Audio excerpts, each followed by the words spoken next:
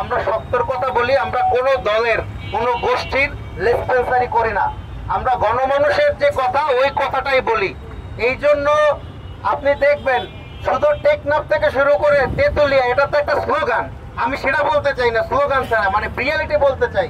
আপনি চাঁপাইনবাবগঞ্জ, নাটোর, সুনামগঞ্জ, আপনি ওইদিকে খুলনা, বাগেরহাট, মোংলা, এমন কোনো জায়গা নাই যেখান থেকে আমাদের সাথে যোগাযোগ করছে না যারা রিপাবলিক পার্টির সাথে যুক্ত হতে চায়। সারা বাংলার মানুষ যোগাযোগ করছে। কিন্তু আমরা কি দেখলাম, বাংলাদেশ রিপাবলিক পার্টি সমস্ত কাগজ এবং সমস্ত ক্রাইটেরিয়া ফুলফিল করার পরেও এই নির্বাচন কমিশন এটা মেরুদণ্ডহীন বলবো নাকি হাড্ডি ক্ষয় হয়েছে কি বলবো, এটা আসলে আমি বুঝতে পারি না। যে এরকম নির্বাচন কমিশন আমাদের কি প্রাথমিক বাছাইয়ে তারা হচ্ছে অযোগ্য ঘোষণা করলো। কিসের ভিত্তিতে করলো? আমরা এই যে 12 প্রতিনিধির দল হচ্ছে আমরা মিটিং করে আসলাম, কিন্তু আমাদের সেটাও এখন পর্যন্ত বললো না।